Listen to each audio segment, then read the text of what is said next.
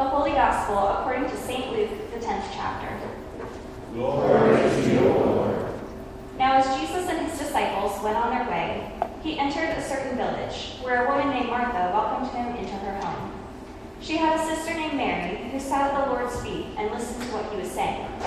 But Martha was distracted by her many tasks, and so she came to him and asked, "Lord, do you not care that my sister has left me to do all the work by myself? Tell her then to help me." But the Lord answered her, "Martha, Martha, you are worried and distracted by many things. There is need of only one thing. Mary has chosen the better part, which will not be taken away from her." This is the gospel of our Lord. Praise to you, Lord Christ. Please be seated. Good morning, or buenos dias. I'd like to start by thanking you all for giving me the opportunity to preach this morning. I'd also like to thank you for all of your support of my Young Adults in Global Mission, or YAGM year. For those of you who may be visiting or new to All Saints, YAGM is a program for the Evangelical Lutheran Church of America, ELCA, where young adults between the ages of 21 and 29 are given the opportunity to spend a year of service in one of many countries around the world, varying from Senegal, Australia, Jerusalem, West Bank, Rwanda, amongst others. I have just recently returned from 11 months of living in Tlaxcala, Mexico, as a missionary of this program. I spent the past year working in a short-term migrant shelter along the tracks of La Bestia, the Beast, a freight train that migrants ride on while they travel north through Mexico. It's a pleasure to be home and to be able to share my experience with you all, though I'm sure it will take more than just this one sermon to do so. I, like many of us here, have come across this Bible passage in the Gospel today many times throughout my life. Jesus and his disciples are on their way to Jerusalem, where he will be crucified, when they decide to stop at the home of Mary and Martha. Jesus kicks back in a lazy boy recliner and shares some big old life lessons. Okay, maybe that's not exactly how it goes, but Jesus is in a common area of the household, teaching his disciples, which include Mary, who sits at his feet. Meanwhile, Martha's slaving away in the kitchen, preparing a feast and cleaning up, because, it's Jesus. And if our beds have to be made when visitors come over, even though no one's going to see our bedrooms, then I think we can understand why Martha wants a nicely prepared household for her Lord and soon-to-be Savior, Jesus Christ. So I think we can imagine her surprise when she goes out and says to Jesus, "Hey, I'm working pretty hard for you here. Could you get my sister to pitch in a little bit?" And Jesus essentially tells her, "Martha, Martha, take a breath and see what's happening right in front of you. Mary has the right idea." This is a familiar story, and every time I read it, I have the same initial thought. Like much of our nation in the late 90s debating whether they are such a Monica or totally a Ross from Friends, every time I hear this story, I think, wow, I am such a Martha. I relate all too well with feeling the desire to take care of the details and planning, all while holding some resentment for those who don't seem to be doing their fair share. However, God's call to me to spend a year in Mexico working at a migrant shelter meant a call to something more Mary-like. I cannot recount how many times I sat in the shelter, twiddling my thumbs, wandering around, and reminding myself, this is what accompaniment looks like. Accompaniment is an important phrase for the YAGM year, and is becoming increasingly important as churches such as ours use it to evaluate their mission work. The official YAGM definition of accompaniment is walking together in solidarity that practices interdependence and mutuality. Resources, gifts, and experiences are shared with mutual advice and admonition. This is a somewhat complex way of saying that we can't and don't want to go in and try and fix the communities that are welcoming us. We're to walk alongside our neighbors, share in their struggle, teach and learn, and sometimes do nothing at all. While my hands ached for the ability to feel useful, my head and my heart had to constantly remind them that I needed to sit still, like Mary, at the feet of Jesus. Now, the Mary referred to in this particular story is Mary of Bethany. She's the sister of Lazarus, who was raised from the dead, and the woman who anoints Jesus with an expensive perfume. Mary's a bit of a rebel of her time, which makes me love her all the more.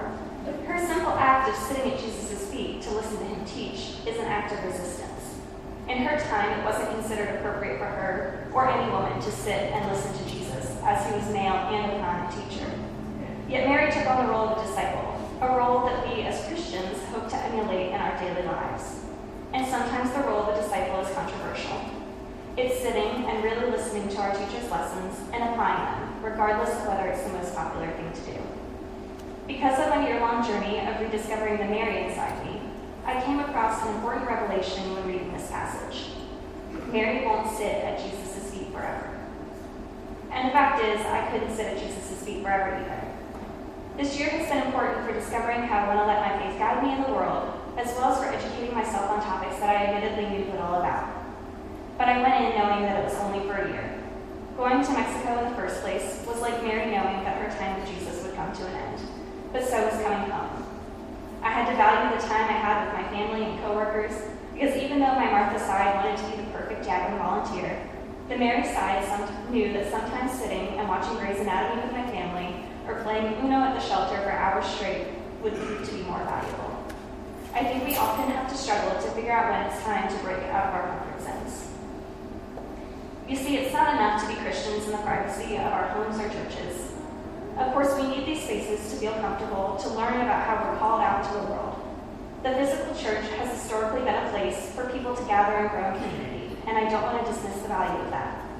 But while we learn about how God calls us into the world, we have the opportunity to walk our talk and actually go out into the world. We get to be married too. The reason I was able to go to Mexico for a year and be the hands and feet of God is because I first had the opportunity to be raised in a church full of Marys, full of people who really wanted to learn about how God works in the world. I had a space to feel safe and loved, where I could come and hear the words of Jesus, and where people around me lived by example. I'm grateful now that I have had the opportunity to teach you all as well. I want to encourage us to move forth in the security of our pews, the way Mary would finally have to move after listening to Jesus. Today, we're celebrating Migrant and Refugee Sunday. That's where our litany this morning came from. Inspired by World Refugee Day on June 20th, the Lutheran Immigration and Refugee Service, or LIRS, encouraged churches to hold a Sunday like this one in order to dig deeper into the Christian tenet of welcoming the stranger. We're technically about a month late, or in Mexico we would say that we're doing it ahorita, a phrase that means now, in a little bit, maybe in a month, possibly never. But I appreciate you all waiting for my return. I've spent a good part of my last year learning about the realities that migrants and asylum seekers face in their home countries and on the journeys they take to get to Mexico or the United States. Many of them are economic migrators, leaving their countries because they cannot make a living in them, which can be traced to a number of factors, but especially a changing climate and global economy that is destroying their ability to work in an agricultural industry. Others are fleeing dangerous conditions as a result of gang violence or political upheaval in their countries. Most who come through the shelter are men, but we also get women with children and accompanied minors who are hoping for a better life. I've met transgender individuals who are the targets of discrimination and hate crimes, and I've met victims of human trafficking. So many of them tell me about the American dream. Once upon a time, those words represented a romantic view of the United States, where anyone could rise through the ranks through hard work and perseverance. But now it's a bit of a soured concept. They tell me, I know it's going to be really hard and ugly there, but if I can just make it, it has to be better than what remains in my home. I'm amazed by how often they talk about trusting in God to lead them to safety and security. How powerful it is to have a faith like that. This powerful faith was also evident in others that I met along the way, one very much like Mary in our gospel reading, or Marietta to be exact. My cohort and I met Marietta on our trip to Tucson, Arizona, when we returned to the U.S. briefly to renew our visas and visit the border. Marietta is a volunteer with an organization called No Más Muerte, or No More Deaths, which was founded in 2004.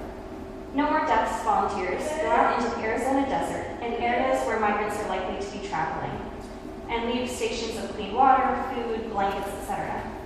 As their namesake states, their goal is to prevent migrant deaths in the desert. The border wall that already exists and the policing of that wall were intentionally designed to force migrants who cross the border to travel through life-threatening terrain, or what official documents refer to as natural lethal deterrents. Natural lethal deterrents are areas like bone-dry desert or tough mountainous terrain, naturally occurring but able to kill. As I mentioned previously, it's not much of a deterrent when we consider the things that migrants are often trying to escape. No More Deaths is trying to stop people from dying in the desert by providing sustenance for them, or even emergency first aid and care when needed. Over the past few years, their volunteers have faced increased criminalization for their actions, as small as littering to as large as harboring and conspiring to transport migrants, as in the case of Scott Warren, who was recently put on trial for providing aid to migrants in one of the organization's prepping areas called the Barn. His case just came to a hung jury last month and is rescheduled for a retrial.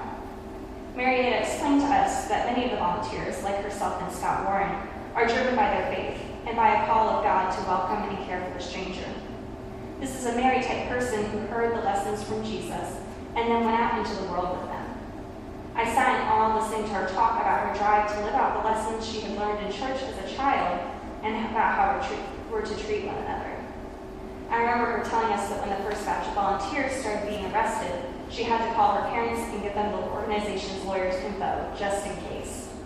What a radical Mary-like move. I immediately thought that's too big of a risk, but a faith-filled Marietta thought that that's exactly why God called me here. I admire her unapologetic dedication to hearing Jesus' message and then going forth with it. I think the passage today is especially fitting for the celebration and recognition of migrants and refugees. I've talked about Mary sitting at the feet of Jesus and the way that this goes against the norms of her time. But in my research on this passage, I also came across a discussion that highlighted how Jesus must have seen Mary as worthy of hearing his message, regardless of her position in society. She didn't just sit at his feet, he welcomed her presence. And his gesture is so important that he makes a point of telling Martha to essentially forget about the dishes for a minute and come and see what an amazing thing is happening. He saw the worth of a woman who was willing to challenge society for the opportunity to listen to God. Her true value was not in what society had deemed for her. Her value was, and is, in hearing and living out the teachings of Jesus. This is just one of many examples in the Bible of Jesus extending worthiness to someone whose society has routinely cast aside. And yet the people I have met over the past year are often treated as the most unworthy of humanity. If our family members and loved ones face the same hardships and fears that migrants and refugees face, we would do anything within our power to protect them. Yet if the migrants manage to make it across the border, they're met with constant reminders that they're unwanted, unloved, and undeserving of resources. I was frequently reminded this year that God is a God without borders. But when we as humans draw lines in the sand, we always find that God favors and even celebrates the ones we have pushed to the other side. The underdog, the meek, the poor, the outcast, the rejected, and the undocumented. If the church is our home, and our home is the place where we can find worthiness to sit at the feet of our Lord as Mary did, then why would we want to withhold that from anyone? In this passage, Jesus stops at the house of Mary and Martha on the way to his crucifixion, the sacrifice that he declares is for all of creation. When we talk about undocumented migrants, refugees, asylum seekers, we're talking about people who Jesus declared as worthy. People that Jesus was on his way to die for when he came upon the house of Mary and Martha and told them the importance of sitting and learning from his ways. In the eyes of God, we all get to be worthy, and we all get to be Mary. Before I close, I'd like to thank you all once more for the opportunity to have my YAGM experience. I'm proud to come from a church that has been overwhelmingly supportive of my involvement in Full Mission, especially over the past year. If you're familiar with my blogs, you know that I have written about the sensitivity of spending a year working in a field that is so politically and socially charged right now. As I mentioned, a disciple's life is not without controversy. But I'm extraordinarily grateful to have had an experience that not many are able to have, and for your openness to hearing about it. It's only through these stories that we can learn and grow. I was able to meet the people that we see in the news and walk alongside them. I appreciate you being willing to walk alongside me as well.